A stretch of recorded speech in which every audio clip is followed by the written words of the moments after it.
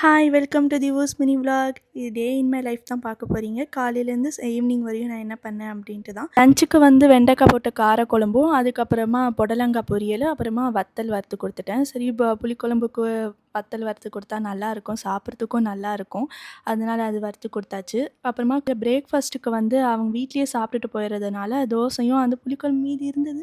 சரி ஓகே அது வச்சு கொடுத்துட்டேன். இவன் ஒரு தோசை சைக்கோ. நான் அதுலேருந்து எப்படி மீள போகிறேன்னே எனக்கே தெரியல. லஞ்ச் பேக் பண்ணி கொடுத்துட்டு அவங்களும் வேலைக்கு போயாச்சு. சரி வெளியே சும்மா அப்படியே உட்காந்து டீ குடிச்சிட்டு அப்படியே போகிறாங்கலாம் பார்த்துட்டு, அப்புறமா இன்னைக்கு வியாழக்கிழமை இல்லையா, அதனால சரி வீடெல்லாம் க்ளீன் பண்ணி தொடச்சிட்டு, அதுக்கப்புறமா பூஜை சாமான்லாம் விளக்கி வச்சுட்டா சாயங்காலம் விளக்கேற்றதுக்கும் நாளைக்கு வெள்ளிக்கிழமை விளக்கேற்றதுக்கும் கரெக்டாக இருக்கும் அப்படின்காக இன்றைக்கே எல்லாம் பண்ணி முடிச்சாச்சு.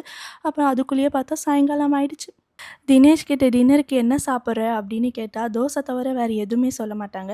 கேட்டால் தானே நீ இப்படி சொல்லுவ அப்படின்ட்டு நான் வந்து சப்பாத்தி சுட்டுட்டேன். ஏன்னா சப்பாத்தி சாப்பிட்டு ரொம்ப நாள் ஆச்சு. சரி சப்பாத்தியும் தக்காளி கிரேவியும் வச்சு நான் செஞ்சுட்டேன். செஞ்சுட்ருக்கும் போதே பாதியிலேயே வந்துட்டாங்க. சரி வந்துட்டு அவங்களும் ஃப்ரெஷ்ஷப் ஆகிட்டு எல்லாத்தையும் முடிச்சுட்டு அதுக்கப்புறமா வந்து கொஞ்சம் ஹெல்ப் பண்ணி தந்தாங்க. கொஞ்சம் பாதி நான் சுடுறேன் அப்படின்னு சொல்லிட்டு சுட்டுட்டு நாங்கள் 2 பேருமே செஞ்சு சாப்பிட்டுட்டோம். அப்புறம் கிச்சன் எல்லாம் க்ளீன் பண்ணி வச்சா தான் நைட்டு நிம்மதியாகவே என்னால் தூங்க முடியும். அதுவும் இல்லாமல் காக்ரோச்சும் கொஞ்சம் கம்மியாகும். இப்படி தான் என்னோடய டே ஃபுல்லாக போச்சு. நீங்கள் உங்கள் வீட்டில் என்ன பண்ணீங்க, என்ன சாப்பிட்டீங்க அப்படின்றத கமெண்ட் பண்ணுங்கள். பாய்.